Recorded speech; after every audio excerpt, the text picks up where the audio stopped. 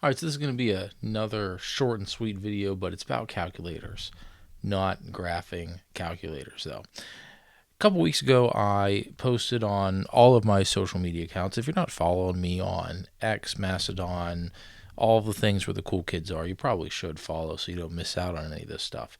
But I made a post that I was looking for a new old calculator, just a very basic calculator to do some stuff at work, do some stuff at home. I didn't want a graphing calculator, I didn't want a scientific calculator, just a very basic math box. And in my search, I found this TI-82 for a price I couldn't pass up. However, even though it looks cosmetically clean and the battery box was obviously cleaned out, it did have a battery failure and leakage. The whole bottom half of the circuit board, because the battery box is right about here on the other side, this whole thing was just covered with corrosion. I don't think it's too far gone, because if you do put batteries in, as soon as you put the last battery in, the display will come alive. I think, some of these contacts are shorting out, and that's why it's not actually turning on. So maybe I'll fix it. I don't know. I just thought this would have looked really great next to my TI-84. But these are not what we're here to talk about today. We're here to talk about this really, really cool TI-1025. This is a really, really cool calculator from 1977. This was about $12 when it came out, and that's about what I paid for it. Your really nice Texas Instruments logo on the back. It runs on a 9-volt battery, which I find interesting, and you'll find out why in a second. And down on the bottom, we have our serial number, assembled in Hong Kong. This model was made in Hong Kong, the United States, Spain, and somewhere in South America, I believe. I believe that's a date code, so the 41st week of 1977. And you do have a plug that you can plug it into AC to power.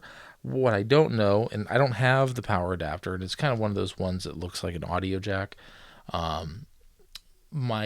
I would assume Texas Instruments wouldn't allow, if you plug this in, it wouldn't charge the battery, right? Especially not in the late 70s, right? So there's got to be some sort of disconnect knowing that it's received AC power, or you got to unplug the battery. But that doesn't matter, because I'm not going to use this plugged in.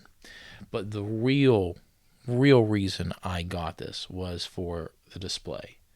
This is a vacuum fluorescent display, a VFD, and it looks great. I mean, the camera just doesn't pick up how green and vibrant this display is. It looks really, really sharp.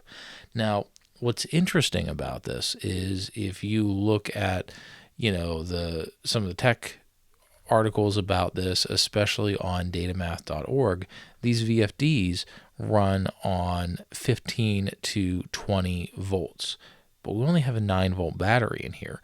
I doubt there's any sort of transformer or rectifier or anything in here to get it the voltage that display really needs. So I think it's just running on 9 volts, and surprisingly looks really, really sharp for that. You think it can only be better, right? If we were going to put 15 volts for it, or maybe if I plug it into the wall, it'll be brighter. But as is, it looks really good, and it looks really good at almost any viewing angle. I mean, certainly the angles that you would look at it. But the display was a huge, huge selling point. And let's be honest, it looks sharp. Especially because of the edges. But, it feels good in your hand. It looks good on the table. It's what you would think of a mid to late 70s calculator. So the display is a huge plus. The design of it is a huge plus. But what really sealed it for me, and I didn't really discover this until I got it, was the buttons. They are tactile. They are clicky. They feel good in your hand. I mean, that you're doing math when you're using it, the buttons. And You might have saw that. Look at this display. Look what happens when I keep hitting equals. And this is another cool feature of this. And I think it was early, very early for calculators to have automatic constant. And what that means is, I can, let's see, we'll clear this. I could do 456 plus 720. Yeah, I'll get an answer. But then I can keep hitting enter, and it'll keep doing it. So you can do 2 plus 2, hit equals 4, then, it'll keep adding and adding and adding. But look at that display, and I might play this again in slow motion. Every time I hit enter, it all lights up. What I'm not sure is that it doing the calculation? Is that just how the display does the numbers? But they're different numbers, even if they're not being displayed. Look at to the left of the first digit there, 2. 22, 23, 24. Is that the calculation? I don't know. But what's interesting about it is it doesn't blank the display. All modern calculators, and even some of the ones in the late 70s and early 80s, when you would do your calculation, the display would blank. But on this one, it doesn't. And, I'm sure it was maybe cost a couple more cents per unit to do that. But this is really cool. I mean, you see it go through it. It makes it look like an early calculator. It makes it look like a manual calculator, where you hit the button, the gears would go, and then the numbers would fly off on the screen. That's just really, really cool. So this is going to live in my office at work. And this is what I'm going to do my quick calculations on because, first world problem, I'm sick and tired of using my cell phone as a calculator.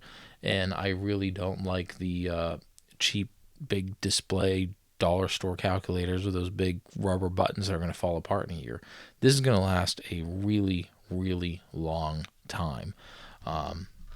It's just, man, I love it. The only complaint I'll have, and mind you, I've had this for maybe a couple days so far. I haven't played around with it too long, but what I did do is not turn it off. You actually have to turn it off. If you leave it on, it stays on, at least for a couple hours. I haven't left this on overnight. I don't think it will turn off by itself. Not a huge deal, right? I'm sure it's not too good for the display to be left on for hours. But worst case, I'll burn through some batteries. But yeah, so that's not too bad. Maybe it will destroy it because VFDs are just kind of like a CRT, right? Vacuum fluorescent display, cathode ray tube, kind of similar, right? At least the way it displays. Maybe it will. Do you get burn in on a VFD? I don't know. Somebody find out and put that in the comments for me. Do you get burn-in from VFDs? But yeah, I think that's going to wrap it up. We're already pushing 8 minutes, an 8-minute video on a simple calculator. Pretty crazy, huh? Well, I'm going to wrap it up. I really, I really love it. But you know what? This is a really good time because, and we're going to close on this because I recently just passed 2,600 subscribers. That's not right. That's embarrassing. There we go. Maybe we'll get 26,000. But I've just recently passed 2,600 subscribers to my YouTube channel. Thank you, everyone. If you're watching this and you're not subscribed, and you like retro tech or quirky videos about calculators or silly things, subscribe, leave a comment, hit the bell, do all the things. I really appreciate it. It gives me motivation to keep doing this. And like I always say, if you like what we're doing here, subscribe, tell your friends, and we'll catch you next time.